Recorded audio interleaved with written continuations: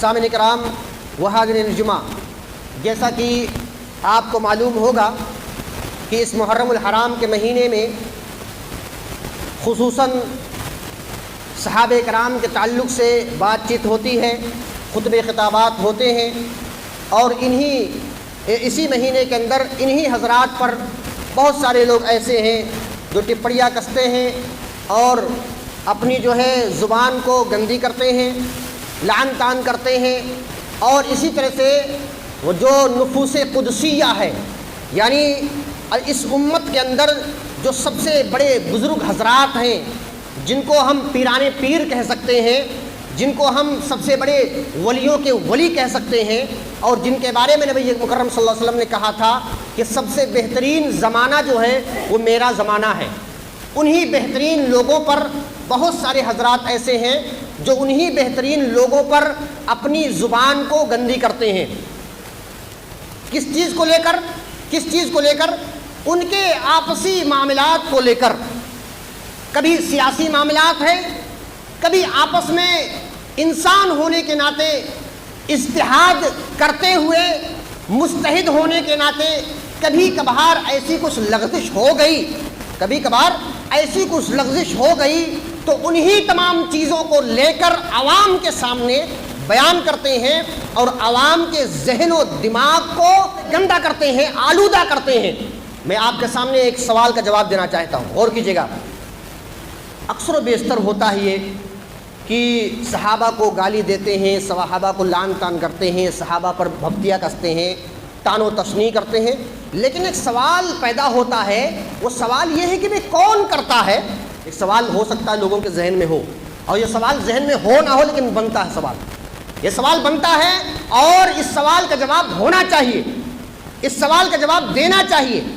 یاد رکھیے، اگر آپ نے نہیں سنا، اگر آپ نے نہیں دیکھا کسی کو طعن و تشنیع کرتے ہوئے، تو اللہ کا شکر ادا کریں، اللہ کے بارگاہ میں سجدے شکر ادا کریں کہ ہمارے کان جو ہے صحابہ کی لعن طعن سننے سے بے نیاز ہیں، صاف ستھرے ہیں۔ لیکن یاد رکھیے، میں ایک حدیث پڑھتا ہوں، اس حدیث کو سننے اور جاننے کے بعد شاید کہ آپ کو پتہ لگ جائے گا کہ پہلے بھی کچھ حضرات تھے جو صحابہ پر لعن طعن کیا کرتے تھے، اور آج بھی کچھ حضرات ہیں جو ان نفوس قدسیہ پر، ان پاک نفسوں پر لعن طعن کرتے ہیں، اور آئندہ زمانے بھی ہوں گے۔ اور یہ بہت بڑی بات ہے اور بہت بری بات ہے۔ حدیث نمبر یاد کر لیں، اور اس حدیث کو یاد کرنے کے بعد جا کر سرچ کریں، تلاش کریں۔ صحیح مسلم کی روایت، حدیث نمبر 3022، صحیح مسلم کی روایت کرنے والی امت کی ماں حضرت عائشہ صدیقہ رضی اللہ عنہا بیان کرتی ہیں اپنے بھتیجے سے۔ کون سے بھتیجے؟ حضرت عروہ بن زبیر، جو صحابی نہیں ہے۔ آپ اگر جان لیں بھائی صحابی ہے تو پہلے ایسا معاملہ ہو گیا ہوگا، نہیں۔ نبی کریم صلی اللہ علیہ وسلم کے بعد جب دوسرا طبقہ آتا ہے تابعین کا، انہی تابعین کے اندر جو کبار تابعین کے اندر ہیں، جن کا نام عروہ بن زبیر، حضرت عبداللہ بن زبیر رضی اللہ عنہ کے بھائی ہے، اور حضرت عائشہ رضی اللہ عنہ کی بہن کے لڑکے ہیں۔ حضرت عائشہ رضی اللہ عنہ فرماتی ہیں، اے میرے بھانجے، امروا ان یستغفروا لاصحاب النبی صلی اللہ علیہ وسلم فسبوہم۔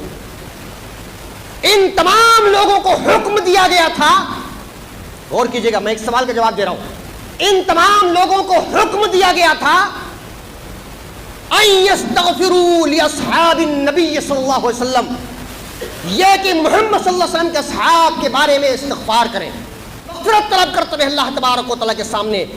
فسبوہم، انہوں نے تو ایسا نہیں کیا، ان کو لعن طعن کرنا شروع کر دیا۔ مسلم شریف کی حدیث۔ یعنی کیا مطلب ہوا؟ صحابہ کے بعد کا جو دور آیا اس میں کچھ ایسے لوگ پیدا ہوئے جو صحابہ کی لغزشوں کو لے کر، صحابہ کی آپسی جو بھائی چارگی کے اندر، جو کہتے ہیں کہ ایک گھر کے اندر اگر دو برتن ہو تو آپس میں ٹکراؤ ہو ہی جاتا ہے، ان تمام چیزوں کو لے کر اور لعن طعن شروع کر دیا۔ کبھی ان کے سیاسی معاملات کو لے کر لعن طعن شروع کر دیا.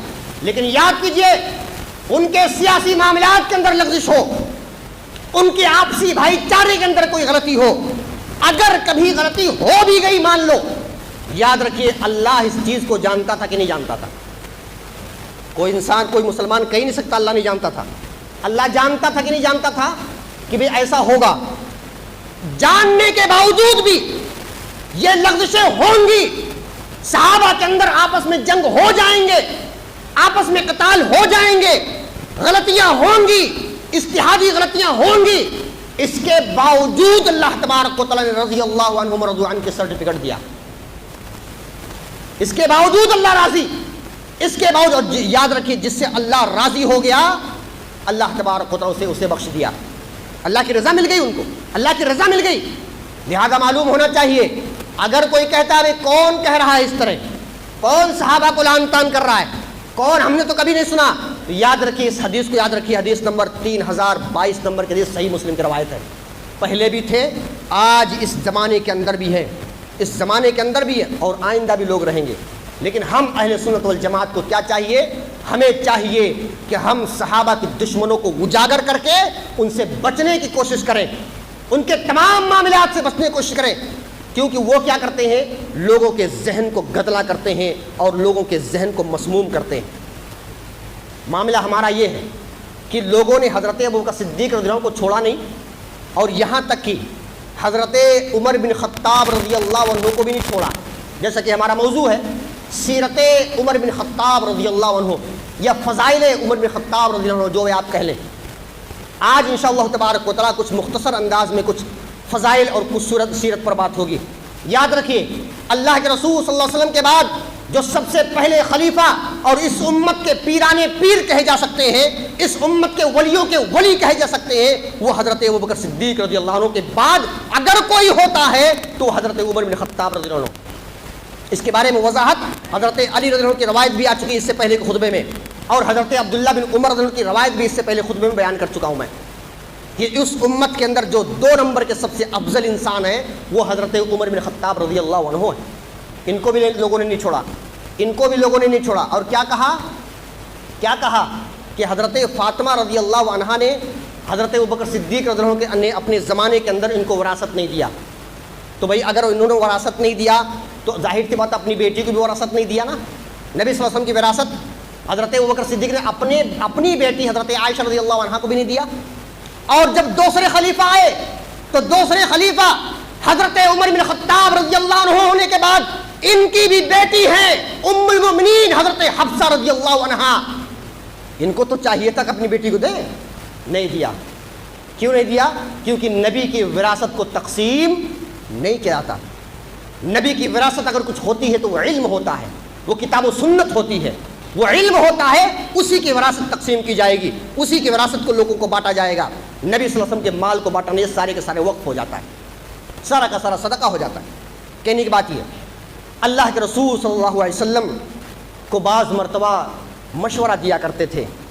اور یاد رکھیے یہ عمر بن خطاب جن کی بڑے بڑے بادشاہوں کی کرسیاں گیلی ہو جاتی تھیں, کرسیوں کو چھوڑ دیا کرتے تھے ان کا نام سن کر. یہ عمر بن خطاب رضی اللہ عنہ بڑے جہاں دیدہ انسان تھے, بڑے جلدی پکڑ لیا کرتے تھے آئندہ کیا ہو جائے گا, اس بات کو یاد رکھیے گا.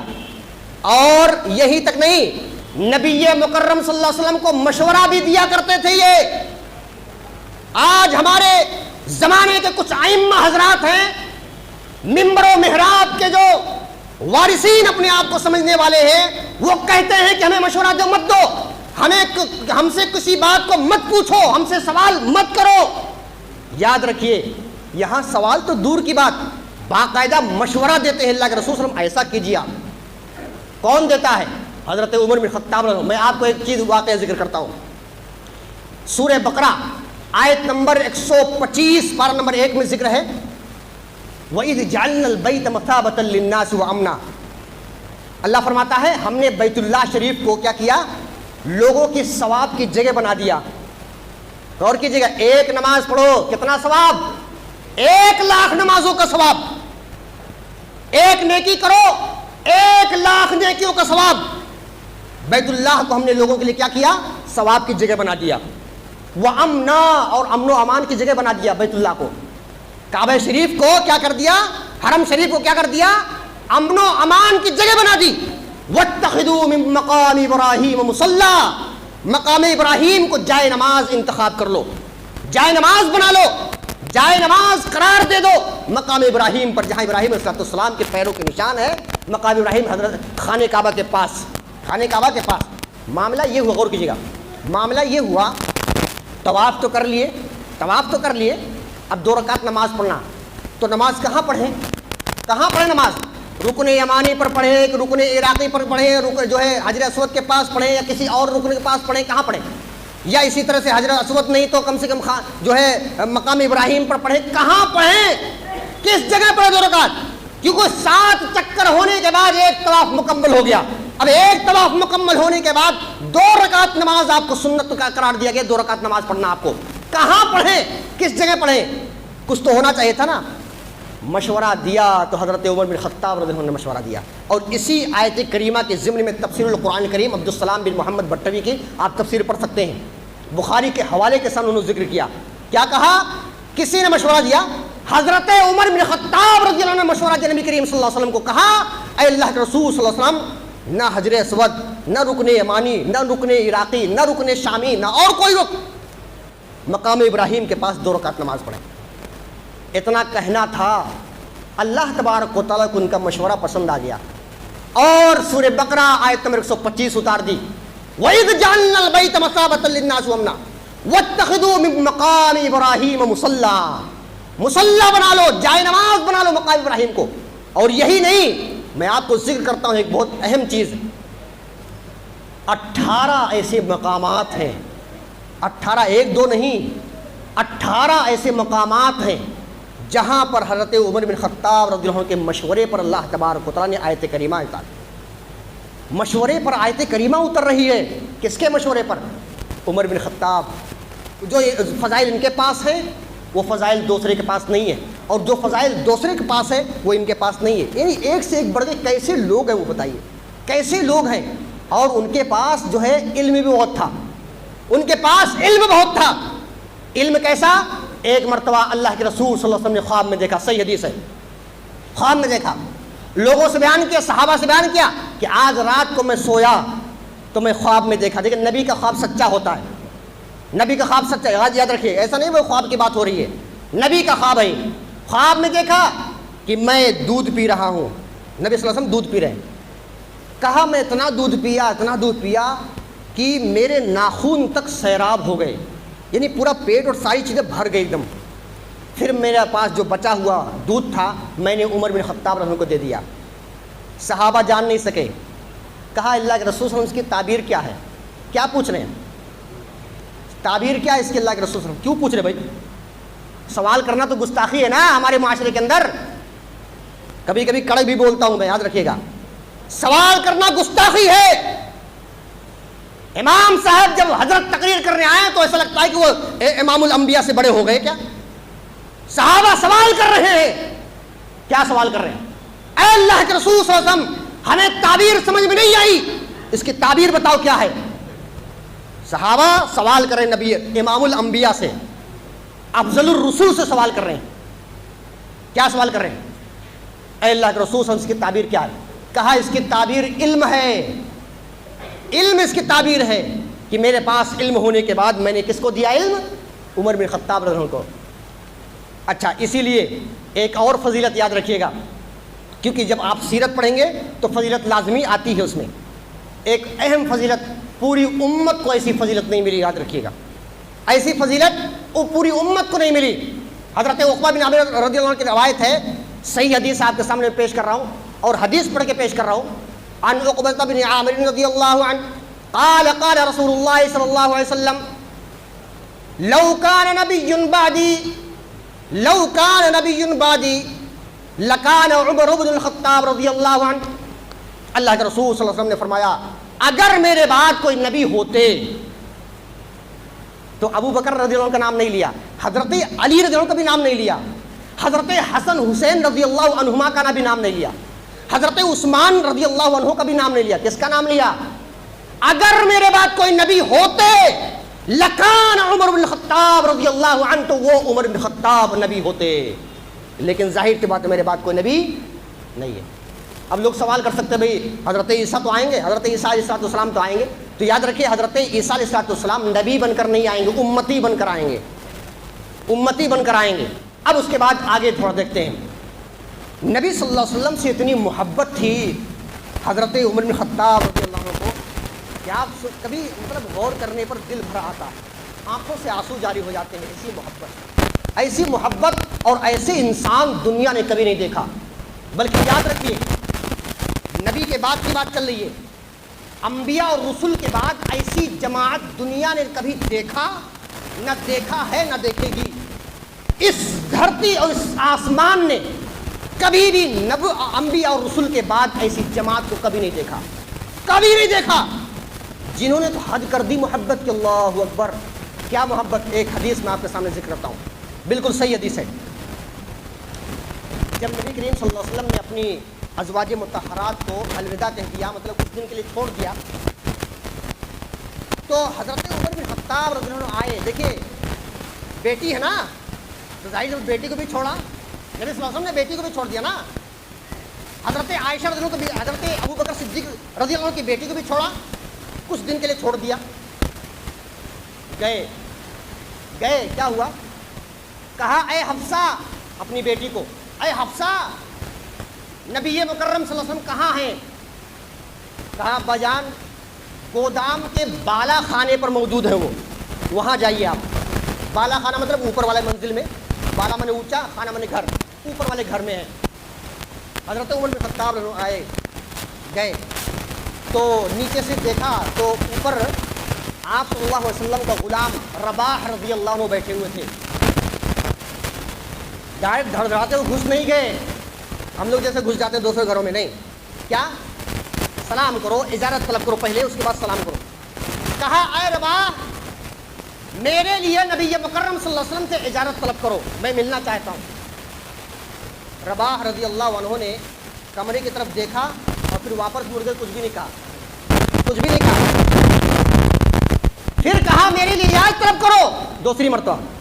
پھر ادھر دیکھا نبی صلی اللہ علیہ وسلم کی طرف، پھر ادھر کر لیا سر اور کچھ نہیں بولا۔ تیسری مرتبہ پھر ایسے کیا۔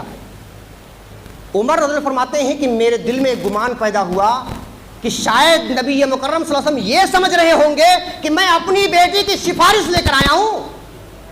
ارے نبی صلی اللہ علیہ وسلم کے سامنے میں اپنی بیٹی کی سفارش کروں گا؟ نبی کا چوائس سب سے اچھی ہے، نبی کا انتخاب سب سے اچھا ہے، میں نبی صلی اللہ علیہ وسلم کی چوائس اور انتخاب میں میں دخل اندازی نہیں کر سکتا۔ کہا شاید نبی صلی اللہ علیہ وسلم سوچے ہوں گے اپنی بیٹی کی سفارش لے کر اور جو ہے بیٹی کو جدا مت کرو، اللہ کے رسول رکھ لو رکھ لو رکھ لو، ایسا کرنے آیا ہوں۔ تو دل میں کہا، اس کے بعد آواز بلند کر کے نبی صلی اللہ علیہ وسلم کو سنایا انہوں نے۔ کہا اے نبی مکرم صلی اللہ علیہ وسلم آپ سن لیجئے، اگر آپ اجازت دیں تو میں اپنی بیٹی کا سر قلم کر دوں گا۔ اللہ اکبر، بیٹی، اپنی بیٹی کا سر قلم کر رہے ہیں، کس کی بنا پر؟ نبی صلی اللہ علیہ وسلم اگر اجازت دے۔ مطلب کیا ہوا؟ اے نبی مکرم صلی اللہ علیہ وسلم آپ کے ہوتے ہوئے میں اپنی بیٹی سے محبت نہیں کر سکتا، آپ کے ہوتے ہوئے اپنے خون سے میں محبت نہیں کر سکتا، میں سب سے زیادہ محبت اگر کروں گا تو محمد رسول اللہ صلی اللہ علیہ وسلم سے کروں گا۔ یہ ہے محبت۔ اسی طرح سے لوگ حضرت علی رضی اللہ عنہ اور حضرت عمر بن خطاب عنہ کے اندر جو مطلب یہ ہے کہ معاملات کو لے کر کچھ غلط حدیثیں، کچھ مطلب یہ کہ واحیات اور موضوع حدیثیں لے کر آپس میں جو ہے جھگڑے لڑاتے ہیں، جھگڑے دکھاتے ہیں لوگوں کو ایسا ہوا، لیکن ہوا نہیں، کچھ بھی نہیں ہوا۔ میں ایک حدیث آپ کو سناتا ہوں، مستدرک حاکم ہے، امام احمد بن حنبل رحمۃ اللہ نے اپنی کتاب فضائل صحابہ کے اندر ذکر کیا ہے اور اس کے رجال ثقہ ہیں۔ بیان کرتے ہیں جب عمر بن خطاب رضی اللہ عنہ کو چاقو مار دیا گیا، سب کو معلوم ہے نا، چاقو مارا گیا نماز کے اندر، ابو لولو فروز مجوسی جو تھا اس نے چاقو مارا اور اتنا زیادہ زخم ہوا کہ اس زخم کے بعد کہتے ہیں کہ 27 ذو الحجہ کو چاقو مارا گیا تھا فجر کے وقت میں، اور ایک محرم کو ان کا انتقال ہوا۔ اتنی عظیم ہستی، اللہ اکبر، اتنی عظیم ہستی، خلیفہ ثانی کا انتقال ہوا، لیکن ایک محرم کو پورے معاشرے کے اندر جیسا لگتا سانپ سونگ گیا, کچھ بھی نہیں ہوتا, کچھ بھی نہیں ہوتا. لیکن 10 محرم آتے ہی بڑا دھوم دھڑکا, باجے گاجے جو اسلام میں حرام ہے. اسلام میں باجا حلال ہے نہیں. میں تو بہت کھلے طور پر بولنا چاہتا ہوں, کبھی کبھی بسا اوقات جو ہے مجھے مطلب سہولت برتنی پڑتی ہے. یاد رکھیے معاملہ ہے تو واضح کر دوں, جو آدمی منبر رسول سے اجازت دیتا ہے میں اس کو کہوں گا کہ سب سے پہلے تم جا کر ناچو, تم جا کر ڈھول بجاؤ, لیکن امام صاحب نہیں بجائیں گے. کیوں بھائی, ہم تو بڑے ہیں, ہم کیوں بجائیں گے؟ جاؤ تم بجاؤ. اگر تم اجازت دیتے ہو, خاموشی اجازت کہتے نہیں زبان سے, خاموش رہتے ہوئے ہم بجا رہے بجانے گئے. یاد رکھیے اس بات کو. اور مجھے لگتا ہے کہ شاید منبر رسول سے کوئی حق بیان کرنے والا نہیں, الا ماشاءاللہ اگر کوئی حق بیان کرتا ہے تو بہت اچھی بات ہے, بہت اچھی بات ہے. حضرت علی رضی اللہ عنہ کیا کہتے ہیں جب ان کا مطلب چھرا بھوکا گیا, کپڑا اڑا دیا گیا, کپڑا اڑا دیا, بھائی لوگ ڈر جائیں گے دیکھ کر, اتنا خطرناک مسئلہ ہے. کہتے ہیں کہ کھانا کھاتے تھے نا وہ, تو اس زخم سے نکل جاتا تھا باہر. اللہ اکبر, اتنا خطرناک مارا تھا اس نے, اور زہر کے اندر آلودہ تھا وہ چھرا. کہتے ہیں کہ میں گیا وہاں پر, حضرت علی رضی اللہ عنہ گئے اور کہا, کیا کہا؟ اللہ کی قسم, حدیث بالکل صحیح ہے, یاد رکھیے گا. فضائل صحابہ کے اندر امام احمد بن حنبل رحمۃ اللہ نے لکھا اس کو. کہا اللہ کی قسم میں چاہتا ہوں, میں خواہش کرتا ہوں کہ میری عمر جو ہے حضرت عمر رضی اللہ عنہ کو مل جائے. اللہ اکبر, میری عمر لگ جائے ان کو, میری عمر اللہ کم کر دے, میری عمر ان کو دے دے, میں یہ چاہتا ہوں. اور یاد رکھو ایک چیز اور, کیا؟ یہ کپڑا اوڑے ہوئے شخص, یہ کپڑا اوڑے ہوئے شخص, یہ ایسے ہیں, یہ ایسے مفہوم بیان کر رہا ہوں میں, یہ ایسے ہیں کہ میں چاہتا ہوں کہ اللہ سے ملاقات کروں. میں اللہ سے ملاقات کروں تو نام اعمال اپنا پیش نہ کروں, حضرت عمر بن خطاب کا نام اعمال پیش کر دوں میں, کیونکہ میرا نام اعمال, میرے نام اعمال سے بہتر کس کا نام اعمال ہے؟ حضرت عمر بن خطاب رحمۃ اللہ. ایک آخری واقعہ کہہ کے میں اپنی بات ختم کرتا ہوں. ایک آخری واقعہ ہے اس طرح عمر بن خطاب رحمۃ اللہ کی سیرت کے معاملے میں, سیرت کے معاملے میں, فضائل کے معاملے. غالباً ایک مرتبہ میں سنا چکا ہوں آپ کو, پھر بھی دھیان دیجئے. ملک شام یعنی روم, شاہ روم, اور شاہ روم کو کیا کہا جاتا تھا؟ قیصر کہا جاتا تھا, اور ایران کے بادشاہ کو کسرا کہا جاتا تھا. قیصر شاہ روم, ملک روم کا بادشاہ اپنے قاصد کو بھیجتا ہے مدینہ کے اندر اور کہتا ہے جاؤ دیکھو عمر بن خطاب رضی اللہ عنہ جن کی اتنی دہشت ہے کہ ملک روم میں بیٹھا ہوا قیصر کانپ رہا ہے نام سن کر, ملک ایران کے اندر بیٹھا ہوا کسرا کانپ رہا ہے صرف نام سن کر, عمر بن خطاب رضی اللہ عنہ کا نام سن کر. نام بھی ڈینجر ہے بھائی, عمر بن خطاب رضی اللہ عنہ. کیا کہا؟ ایک قاصد بھیجا, جاؤ مدینہ کے اندر اور عمر بن خطاب کے طور طریقے کو دیکھو کیسے ہیں وہ, ان کا رہنا کیسا, ان کا کھانا کیسا, ان کا پینا کیسا, ان کا دربار کیسا, ان کا محل کیسا, ان کا کپڑا کیسا, ان کے بولنے کا انداز, ان کی بادشاہت کا انداز. جاؤ دیکھو تو بھائی, میں ڈر رہا ہوں یہاں پر, تم جاؤ دیکھو ان کا معاملہ کیا ہے. چلو ٹھیک ہے. قاصد آیا مدینے کے اندر, کیسے جیسے تیسے پہنچا. کہا اے لوگوں مجھے بتاؤ تمہارا بادشاہ کہاں ہے. لوگوں نے کہا ارے میرا بادشاہ, ہمارا بادشاہ ایسا کوئی بھی نہیں ہے. ہمارا بادشاہ کہاں؟ ہمارا تو ایک امیر ہے جو اس وقت مدینہ کے آس پاس کی بستیوں میں گھوم رہا ہے, مدینہ کے آس پاس کے گاؤں کے ایریے میں گھوم رہا, جاؤ دیکھو وہاں پہ, وہیں مل جائیں گے. آخرکار وہ گیا, کس حالت میں پایا غور کیجیے گا. اللہ اکبر. مطلب یہ کہ آنکھیں بھر آتی ہیں, دل بھر آتا ہے سوچ کے اور سن کے ساری چیزیں. کیا عمر بن خطاب کو دیکھا, اس نے گیا ایک گاؤں کے پاس کہیں پر, ریتیلا علاقہ ہے مدینہ کا علاقہ, صحرا کا علاقہ, ریتیلا علاقہ ہے. آدھی دنیا پر حکمرانی کرنے والا شخص ریت پر, ایسے ننگی ریت پر لیٹا ہوا ہے, ننگی ریت پر لیٹا ہوا ہے, گرم ریت پر لیٹا ہوا ہے اور سکون کی نیند لے رہا ہے. نہ کوئی آگے پولیس, نہ پیچھے پولیس, نہ کوئی پہرے دار, نہ محافظ, کوئی نہیں آس پاس.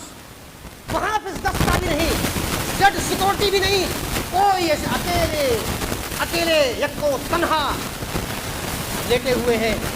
کہتے ہیں گرمی کا زمانہ ہے، پسینہ بدن سے ٹپک ٹپک کر ریت کو گیلا کر رہا ہے، گئے وہ جاگ جاتے ہیں، گئے دیکھا کہتے ہیں کہ دقت جاری ہو گئی، یعنی ڈر گیا وہ انسان، بھئی یہ کون سا انسان، یہ کون سا بادشاہ جس کو دیکھ کر آدھی دنیا کانپ رہی ہے، جس کی حکومت آدھی دنیا پر ہے، ایسا آدمی ریت پر لیٹا ہوا ہے۔ اس نے مخاطب کر کے کہا، کیا کہا غور کیجیے، یہی اصل بات ہے، مخاطب کر کے کہا، اے عمر، آج تم سکون سے جو اس طرح لیٹے ہوئے ہو یہاں پر، آج جو اتنے پرسکون انداز میں لیٹے ہوئے ہو، نہ کوئی پہرے دار ہے، نہ محافظ دستہ ہے، نہ زیڈ سیکورٹی ہے، نہ کوئی آپ کے ساتھ ہے، اتنے پرسکون انداز میں تھے، امن و امان کے انداز میں آپ لیٹے ہوئے ہیں، یاد رکھو یہ آپ کا امن اور امان جو ہے نا، یہ آپ کے انصاف کی بدولت ہے، انصاف کی بدولت ہے، کہ چاہے مرد ہو عورت،